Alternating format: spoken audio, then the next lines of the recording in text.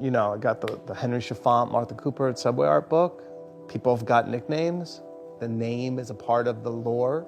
I just started signing things as Ecko. That's who I was. In 1987, a 15-year-old high schooler with an airbrush in Lakewood, New Jersey, had an idea.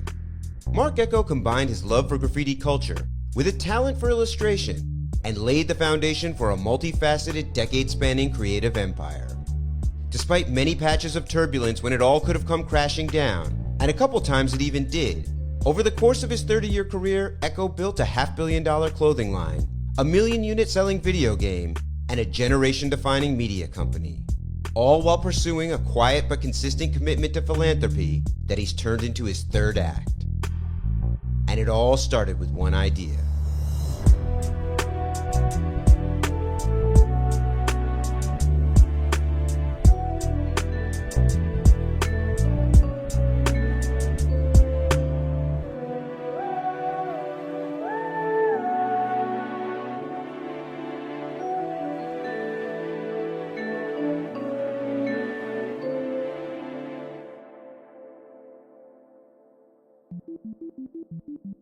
How did your parents' professional life inform your career ambitions?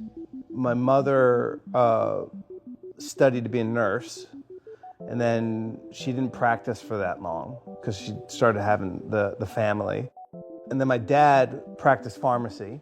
He graduated from Rutgers College of Pharmacy, where I ended up going to school. I remembered vividly my parents being very entrepreneurial.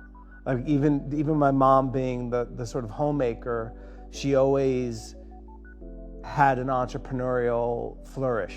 And then my dad watched my mom go out and get her real estate license in the 80s. And I guess he got some FOMO or that created validation for him to try his hand at it. Being in a house where both the parents had a side hustle, and like that was very much a part of the conversation in the house, the relationship with their work, our reverence for that, the impact it had on our extracurriculars. I definitely think that had a profound impact.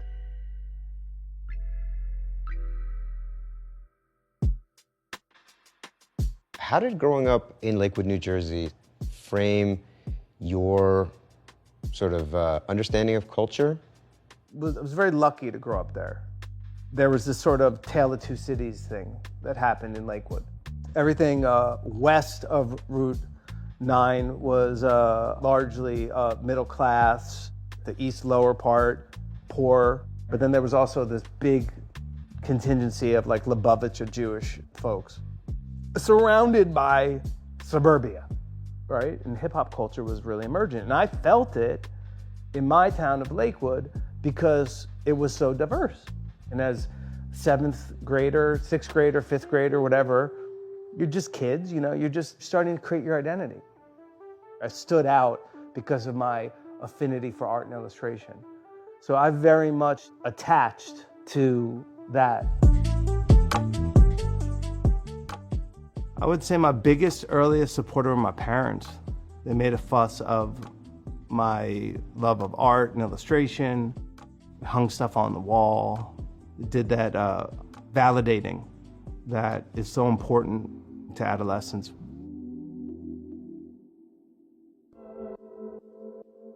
You are getting interested in illustration and graffiti and airbrushing and emulating guys like Shirt Kings and Fade and these guys. How are you even getting exposed to the work that they're doing? I think it's a universal story. You're adolescent, you're trying to fit in to your tribe, you're finding the boundaries of your tribe, you're defining who they are, and you are sharing your interests. Being at a friend's house and there's like Black Beat magazine, and you're scrolling through the pages and you see LL wearing an airbrush thing, you know? When you go to the mall and end up at the bookstore with my dad and like that Henry Chalfant and Martha Cooper book, and finding that book and being like, you know, this music played, you know, all the color spilled out in my face. And then you connect it. You go visit family in Queens, or I go to Trenton, then you see the elevated trains and you'd see it and you're like, oh, you start to realize your place in this space.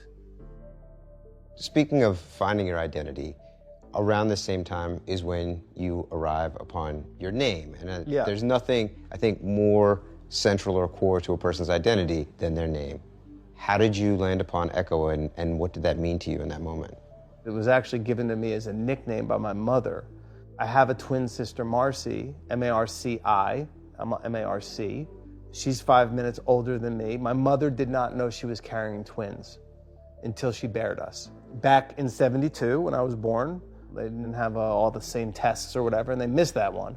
But you look back at the photos and you're like, how could you have missed it? My mother was like huge, so who missed that? My mother would go to the doctor and say, why do I feel kicking in my breast and in the lower portion of my belly? How is the baby able to do that? Oh, it's just an echo in the fluids. It's just an echo in the fluids, don't worry. And then the echo in the fluids was me. And so that was like a nickname. And then it served useful. I got the Henry Chiffant, Martha Cooper at Subway Art book. People have got nicknames. Like the name is a part of the lore. It's like the foundation story, right, for the superhero. So I started using it. I just started signing things as Ecko. Like, I didn't realize how meaningful it was going to be until I kind of started the business. I marketed it as Ecko airbrushing, and that's who I was.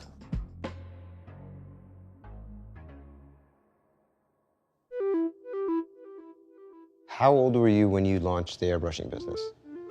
I started formally airbrushing in 8th grade. I got my air compressor and airbrush. And also another kind of crazy thing about Lakewood, the ultimate and singular magazine of the industry is Airbrush Action Magazine, published in Lakewood, New Jersey. So what are the odds of that? Come the end of freshman year, I was selling t-shirts for fundraisers, like for the school, like in the school. I would say by the time I was a senior, like going into that summer, the word of mouth had grown so much. I had such a sort of avid clientele. I probably was, making, at least a couple grand, like on a good week. Wow. So some droughts, because when I went to Rutgers and I started school, I would just be like, I can't work right now. I can't say yes to any work. But it was always like this, oh man, is that calling, and like the business was there.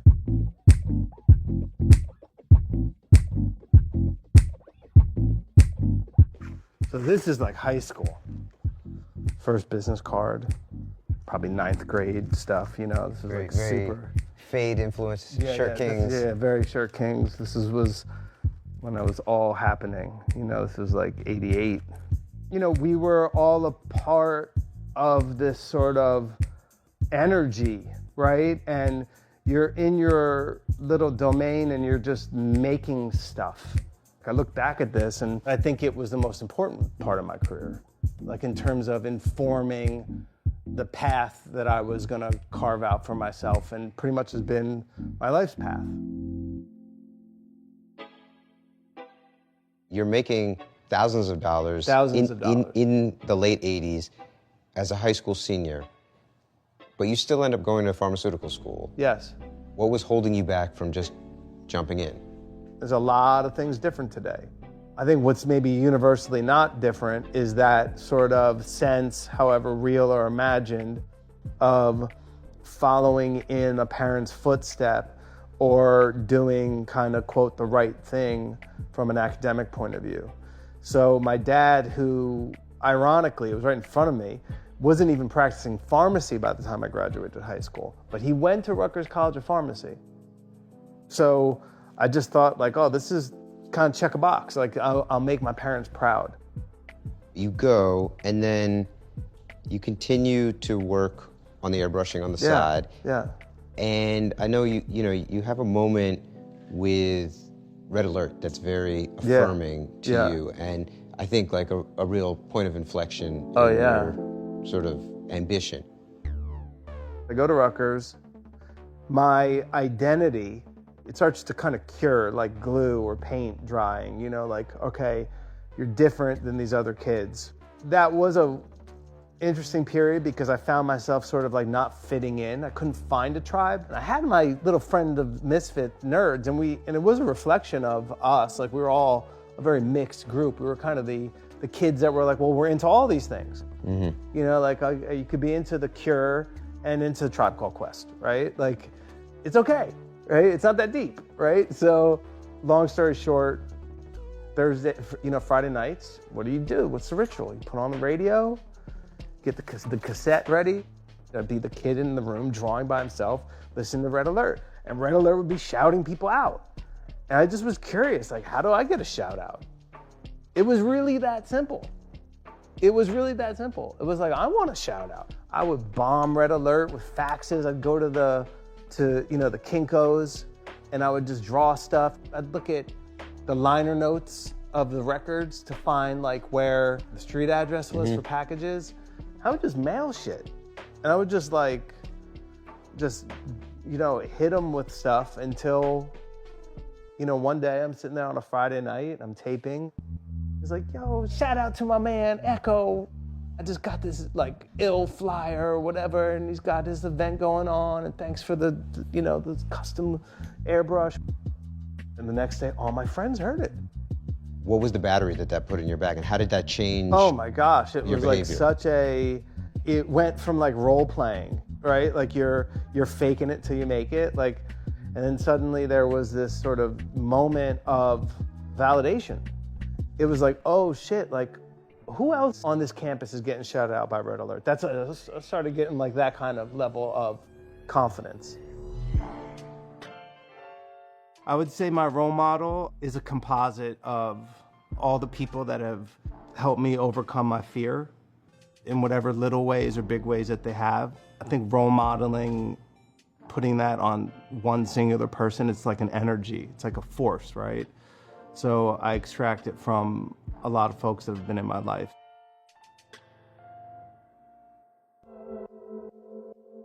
I know that as the idea of Ecko as a clothing company starts to come into focus, you pitch both Michael Bivins and Spike Lee on this, and for whatever reason, it doesn't seem to work out. And then you end up finding a partner in a very unlikely place in an Orthodox Jewish gentleman named Seth Gersberg. So I guess tell me a little bit about that, the process of pitching and being rejected, and then how you found Seth. First of all, the pitches, it wasn't like Spike was in the room on that pitch. And what's interesting is when you go in cold, even to Michael Bivins, and I remember his aunt ran his Philly office, and I had a good rapport with her, and my good friend who's also from Lakewood named Khalid Brock, who was a singer. And when I did the swag bomb for Biv, we put a cassette of Khalid into that jacket, right? That was another moment of sort of affirmation. And you start to get this sort of level of swagger, confidence, delusion, okay? Where I show up in Philadelphia to Biv's office. He doesn't know I'm about to pitch him. He just thinks I'm there with Khalid, and I just bum rush him with a pitch. So I look back at that, and I talk about it in my book as if it was like this, oh, I pitched and I got ready. I didn't even know that they knew I was pitching. But in my mind, it was real, okay? And in my mind, it was a no. So I'm shooting blanks, right? Swing and miss, swing and miss, swing and miss. One of my good high school friends who was a year younger than me is a guy named Perry Landisberg. He says, oh, I got this guy, man. He's kind of crazy. I don't know, man. He's just like you. He's entrepreneurial, and he's at school. I think he's about to leave school just like you are, and his name is Seth, and you should meet him. But here was the beginning of my career, and it was kind of, felt like, well, college, the implications, leaving college, ooh. These are big, like what he was willing to do. He knew investors that had, hundreds of thousands of dollars. I remember him coming to me with like a bag of cash, like the first bag of cash to fund our second t-shirt. Right? The first t-shirt I'd printed on my own at a local screen printer had like the red tag of ECHO Unlimited and the character on the back with his foot up, and that's what I was like pushing as like my logo. But I wanted to print the multicolor thing. I couldn't afford to do it. from all my artwork, and Seth was like, I'll be your partner. I had questions, he had an answer. And when he didn't have an answer, he had the sort of brash belief in himself and in me. Just like, we'll figure it out. Let's just do it. These were like early t-shirts. This was the one. Yeah, this was called Powerful Potion, this one. I didn't really understand like the physics of like fabric and like, you know, how your shoulders, like this fabric is falling right here. So what I would do to compensate, I would just draw faces in where the folds were. And it became like a thing, but it was actually, you know, my weakness was my differentiator. You start with these t-shirts that are essentially mining your sketchbooks with graphics. I'm curious, because this is like 91, 92. What were the brands that you were looking at as a blueprint? Carl Kanai was coming up. Cross Colors was popping. You know, I would read the Source magazine. You know, I remember reading about Russell's gonna launch a clothing company, and there was an emergent thing happening. At what point do you start contemplating what the brand of Ecko Unlimited means and what that sort of relationship with the consumer is about? I think I understood the convergence thing early on. I couldn't articulate it. And I was very intimidated. I was often ridiculed by my peers for the point of view that I had on the brand, because there was a certain orthodoxy happening within emerging streetwear, right? I remember being at a trade show and all of my near peers and not so near peers that were bigger commercial brands started encroaching a little bit on the aesthetic of what I was doing and what some of my near peers were doing. I'm walking that trade show and I'm looking at all the brands that I admire. There's a Ralph Lauren booth there, and there's a giant polo horse, there's a Lacoste alligator, there's the Timberland tree, and I realize I go back into our little section, our little area of this trade show floor, and everybody's kind of shooting from the same angle, right? Where everyone's just doing word marks. I'm like, that seems like a missed opportunity. Like, what would my logo be? You know, I need a logo, I need a mascot. Well, if Ralph could do it, I could do it. I didn't want to just be like a streetwear brand. It never like occurred to me like that was the ceiling. It was always like, I want to be like Timberland big. I want to be like Tommy Hilfiger big or Polo big. In the coming years, Ecko Unlimited would achieve its founders' wildest ambitions of competing with brands like Hilfiger and Polo, ultimately setting the stage for Marc to leverage this success into forays in gaming and publishing. But misaligned visions and organizational overreach would collide with the Great Recession and imperil everything he had spent the last 2 decades building.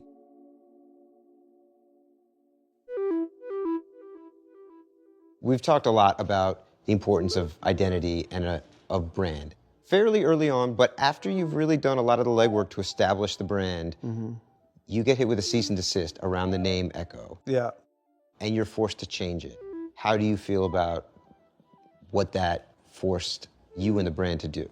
Funny enough, in retrospect, like the things that are your struggles can be your strengths. And in this case, that struggle, which at the time felt like persecution or something that was unjustly put on me, was actually an exercise in good hygiene, an exercise in better differentiating the brand. It allowed me to bolster the strength of the ECKO mark. Okay. Because the unique spelling made getting the URLs easier. There is a level of art and craft in doing business, how people actually orchestrate the complexities of a business to do things and create new models and expand in ways that you didn't contemplate.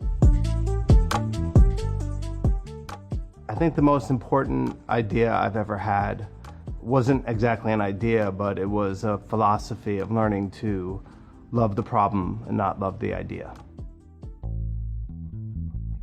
The hard goods business can be incredibly brutal, in so much as you get these orders and then you have to put up capital in order to create the goods and then fulfill them. And I know that in that period, Ecko went through a lot of really challenging financial moments, you get $2 million worth of orders, which is a moment you talk about in your book, literally crying on the phone with your mom. Yeah. And you very, very quickly realize that the difference between getting $2 million worth of orders and then fulfilling $2 million worth of orders and maintaining even a hair of margin are completely different things. Tell me a little bit about what was that realization like, and then how did that inform how you guys move forward? In that moment of like hanging up the phone, I can't believe we got $2 million in paper. That was so real. And I tell young people today, like people that are, let's say, fundraising, or they're starting a business and they think like, okay, they closed that round of funding, they think they've achieved. It's like, man, you haven't even started. It's getting into relationship with the problems.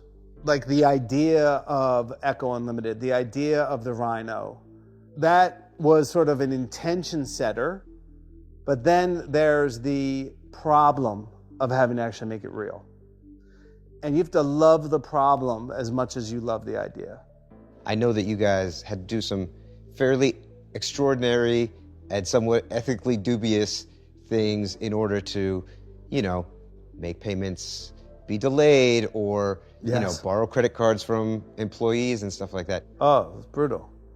Yeah, I mean, it makes for a funny anecdote, in a sort of midlife crisis book about, putting your spit on your thumb and rubbing over the barcode of the check, which conveniently obscures the number so that when the check gets run and processed at the bank, it's gonna slow the payments down by a few days because it had to be manually done. Now, today, I don't think that's the case anymore with direct to digital depositing, but yeah, we would do things like that, and we were upside down. This was a voyage of tremendous self-sacrifice, mental health, physical well-being, financial sacrifice, relational sacrifice, ethical sacrifice, a lot of things you do that like you look back on now. I look back on with age and I'm like, I don't know that I would operate that way.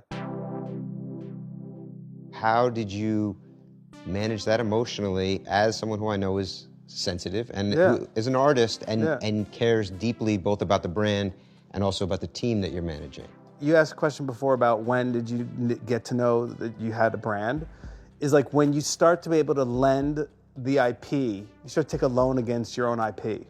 I remember oftentimes and boldly like taking massive lines of credit to fund. So what were the assets that I had? I had inventory that maybe had a long shelf life, like basic core items. I could pledge that. So if I went upside down, the bank takes that. I could pledge the IP, the trademarks, and then they were getting high every season, more and more high valued, right? But it was crazy because we were more and more overextending ourselves, right? To go from that sort of role-playing, make-believe to the real, that space takes a tremendous amount of cash. And I was just naive and stupid. Like in retrospect, I should have been more patient. Having the sales volume, the explosive sort of perception that the brand is in a great state, but then the reality that you're upside down. I've learned that you tend to make your same mistakes twice. I learned that mistakes are a stubborn thing and that learning is a stubborn process, and you got to have a growth mindset and give yourself grace because you're probably going to do the first or second cousin of that mistake. But as long as you're learning, you're good.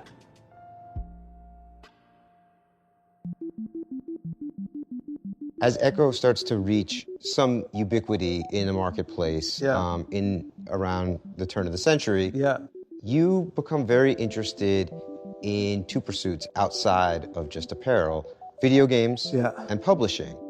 I'd say like in 1999 to 2000, I start to more conscientiously be ready to market myself. We renamed the company Marc Eckō Enterprises. And so the gaming became a part of that. And you guys had the all Ecko team, right? We had like an all Ecko team in Madden. I forget even the year it was, but it was fucking awesome. It had like Be Real and Noriega and... all of De La. Yep. Rest in peace, Dave. And I remember I was with Fat Joe I remember him saying to me, "Yo, Ecko, you went platinum with the Madden shit. You know that, right?"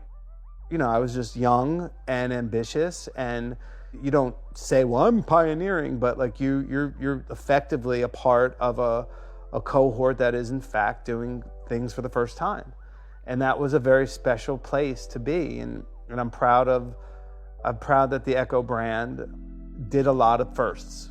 From there, you then go to making your own game. Yes. And Getting Up, where you play a graffiti writer. Yeah. And you gamified the competitive sport of graffiti to nearly 1 million unit sales, which is pretty remarkable. Yeah, it's crazy. You know, what was that process like? And what was it like ultimately to have this game in stores with your name?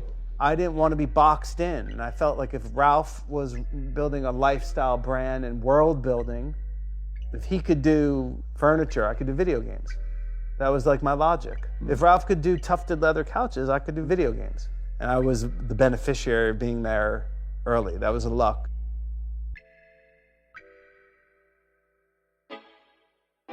And you talked about wanting to do things that Ralph had not been able to do. And one of those is to create a magazine successfully. It came out of, the role-playing. It was just RPG. I want to build a fashion house. So when I would show up at Details magazine or GQ, and they'd bring the publisher, they rarely brought the editor, right? They rarely brought, and when they did, the editor was kind of like, okay, I'm here for like the meeting for like the ads, like hopefully I get the ads, and I'll be like, well, are you gonna place my product in the editorial? And it was always kind of a struggle, right? And it wasn't alone, it wasn't unique to me.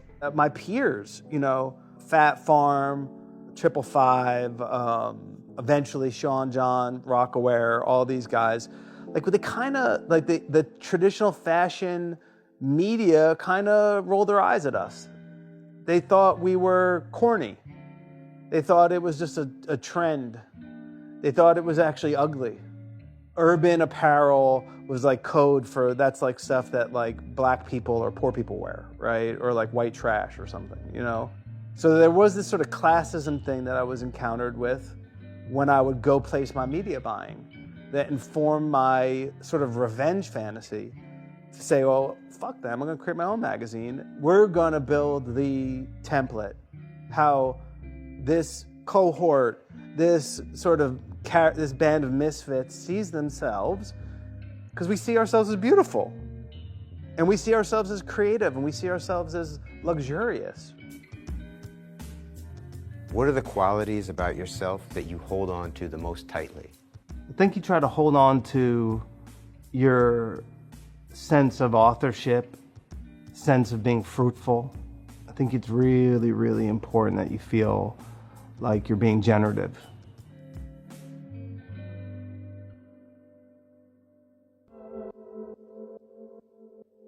So you launched the magazine with its original team. Yes. And fairly shortly thereafter, you end up pivoting and adding Rich Antonello and then myself. Both of us came into it with a bit of a pedigree, but Rich was coming from the Nat Geo adventure world, and I was coming from the hip-hop world, but I was a child at the time, 25. What gave you guys the confidence to put this part of your business in the hands of us? We were moving all the business into New York, right? That was an exciting sort of re-energizing moment for Complex. You know, Rich came from Nat Geo, but he was a New York kid from Brooklyn that like grew up with hip hop. You know, I was making a video game. You guys were building Complex. It was super exciting. You also, at that point, are really diversifying the portfolio. Oh yeah. Ecko Red, you have G-Unit, you have Averex, Zoo York. Yeah. I'm curious for you, you know, you go from essentially, you know, being in the driver's seat, driving stick, to now you are sort of in the way back of a limo. Yeah. What was that like emotionally? It's hard. Was it gratifying still? Probably the least professionally gratifying period, because you realize that like you don't have all the controls, which is a necessary reality. Like, 'cause even when you do have the controls, you don't have all the controls. I was being tasked to sort of put myself out there at once, but the level of depth of my touch was becoming increasingly lighter. All right, so there was a dissonance there, right, as a creator. There was a dullness during that period. There were a couple years of a dullness. What exactly happened in that 2007 to 2008-9 period that the business jumped off the rails? Oh, there were so many things that happened. I think the most catalytic thing was the financial markets crashing. If you remember, that was when I was spinning Complex off and starting to bring in investors, because Complex at the time was wholly owned by just, me and Seth. You signed leases in 2005, 2006, and the 2007-8 financial crisis where the banks are going upside down. So, having confrontational meetings, just feeling the weight of what personal guarantee means when you're effectively upside down, right? It's just, it's basic math, right? You had more inventory, both of people, of product, and leases than you do market demand. Market demand is being affected by macro conditions. Most of them, I think, were macro, but some self-inflicted. There were philosophical differences that started to show up. Some of those things of sort of adult, sort of professional divorce, people go through that, especially me and Seth. We came up as teenagers effectively into this thing. We were babies. So it was a very emotionally heavy business. And also feeling just, frankly, tired. Burnout's a real fucking thing. Well, you guys were 18 years into the business or so at that point. Non-stop. Tired from the travel, tired from the expectations, tired from, explaining to the bankers why Complex made sense and why Getting Up made sense. And, I felt people trying to encroach on my creative ambition. And it was my creative ambition that got us to the place of success. As this dust started to settle on your core business, how did you and Seth extricate yourself and sort of settle affairs? It was very slow and sloppy and messy, with lots of yelling and crying and mean things said, and lawyers, and it was a mess. The mechanics of it were Seth would partner with a company called Iconics that was a publicly held company. They were buying me out of my position, trading my interest into a perpetual royalty, and I would take Complex and we'd buy Seth out and we would land the plane like that. So I was betting on Complex. But the brand went on still to this day. We're on our 30th anniversary. I'm working on a little capsule for it. I'm not ashamed of it. I travel the world, I still see it. I still love the brand. It's an important part of my history. No longer an active participant in the company that he named and founded, Marc would find redemption in the explosive growth of Complex, and especially the passion project he championed at the brand, ComplexCon. After subsequently helping shepherd a several $100 million exit from Complex, Marc would turn his attention to philanthropy, nonprofit initiatives, XQ, and the Emerson Collective.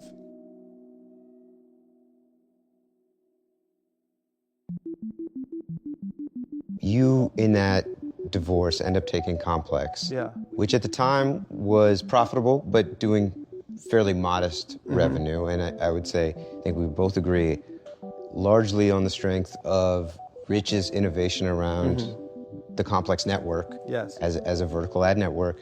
We were able to scale the business out of the recession quite against all odds. Yeah. In those moments of separation, when you were looking at Complex, did you have any idea that it could be what it would eventually become? Yeah, I did. And I still, even being away from the business in any sort of operational way, I still look at my babies and my businesses,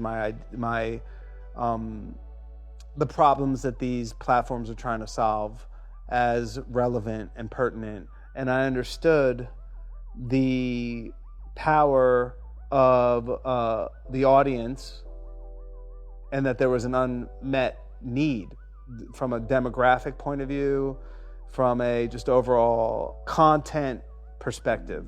To the point of your belief in that audience, I think one of the most important and consequential things that you brought to the table at Complex, was while we were building this digital audience that was real, but it was numbers on a screen, this inspired you to have the idea to birth ComplexCon. Yeah. And this was a controversial idea within the office. This was scrutinized. Yes. It seemed very scary. Yeah, it was scary. People were scared for good reason, because it's not like I hadn't taken some swings and misses in my career. And I think that always sort of lingered for me, is that as much as Marc could hit it out of the park, he could also put a lot at risk in his sort of blind crusader-like pursuit of an entrepreneurial endeavor. It's scary when someone gets into that kind of, that mode that they're seeing something. But I also remember me and you sitting around brainstorming, thinking about getting all the right stakeholders on board. This is a much well-lived and learned lesson from the Ecko days of not distributing the risk and getting the right stakeholders. I was convinced to engage with Takashi, because I had a good rapport with him over a year of back and forth. Let's do something. And then you were like, let's go visit Pharrell. That's and right. We went on the back lot of The Voice and we pitched ComplexCon. Market making's scary. That's what I've been my whole career. I help validate markets. I try to make marketplaces organized where they don't necessarily exist. I see the pattern and I try to help organize the pattern. And so you see that flock and you see, oh, it's a flock.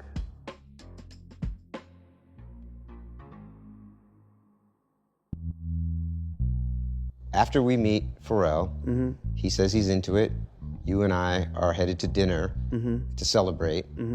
And I look at you fucking with your phone and I ask you if you're day trading, because I can just sort of peek over your, and you're like, no, I'm buying crypto. And this is the spring of 2016. Right. And I'm like, I'm sorry, what's that? Right. Yeah. And you explained to me Web3, but I am curious, how did Web3 come onto your radar? What was your fascination then, and what do you think about Web3 as we move forward? During that financial crisis, when I'm on the balls of my ass, with a lot of public shame, right? Feeling really bad about myself, selling my namesake. My friend and partner at the time introduces me to this crazy article about a guy named Satoshi Nakamoto. And it was all reaction to the banking crisis. So I got turned on to Bitcoin and, cryptographically designed stores of value because of the predicament I was in. Because I was getting so royally screwed by my banks. And that made me go down a rabbit hole, like a revenge fantasy of wanting to understand it. I'm just restless about systems redesign. Rather than sort of wring my hands and complain about the way things are, I believe there's a path towards solving a lot of our biggest issues just by making new solutions that are better. I believe that there's no such thing as a good idea or a bad idea, because nothing's that definitive. I don't think ideas live on a spectrum so binary between good and bad. Almost at exactly the same time that we are flying to LA to meet with Pharrell to figure out ComplexCon 1, Rich is concurrently negotiating the sale of Complex to Verizon and Hearst. Yeah. And I have to ask, the deal gets done. We all exit for $300+ million, reportedly, according to the Wall Street Journal. And you've talked about the shame that you experienced at the end of Ecko and having to deal with that going bust in a certain way. What was the sort of emotional payoff for you to then, 6 years later, put this tremendous W on the board? Oh, it felt great. I don't feel like Ecko was the Ecko business, how it landed, the plane landed, was something to feel shame for.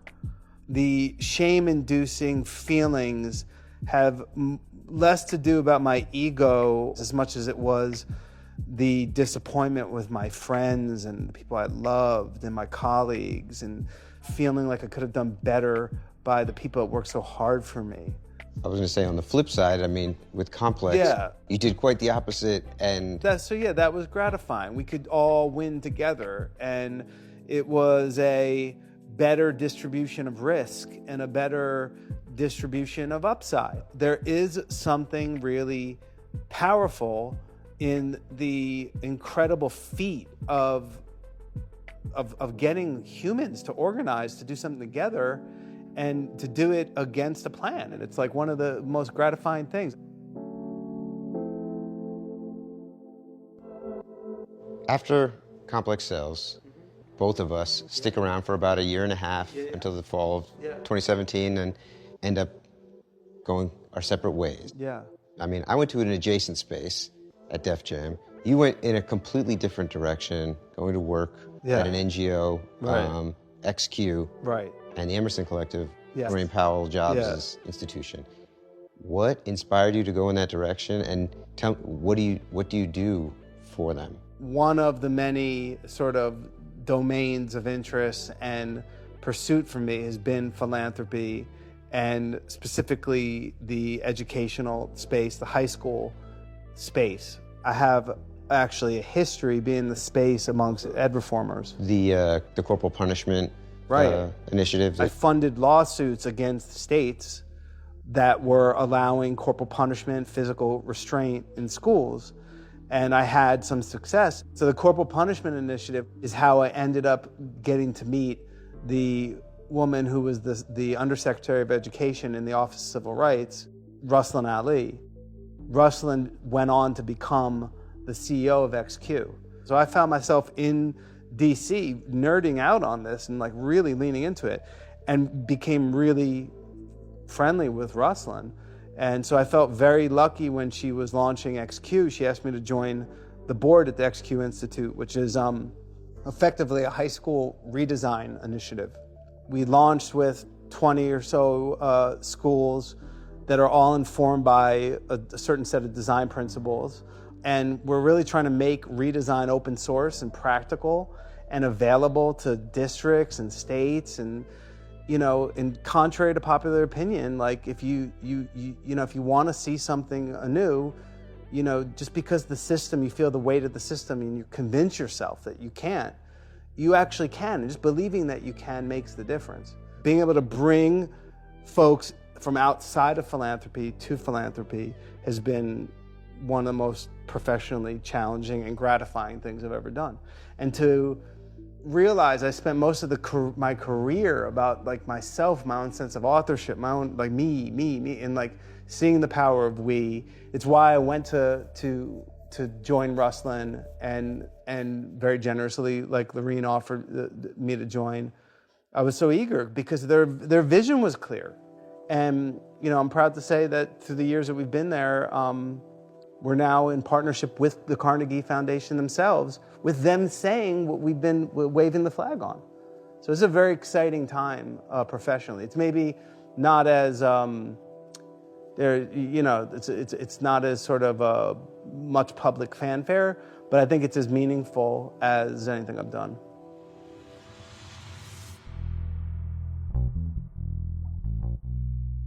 You've built two businesses that have reached ubiquity.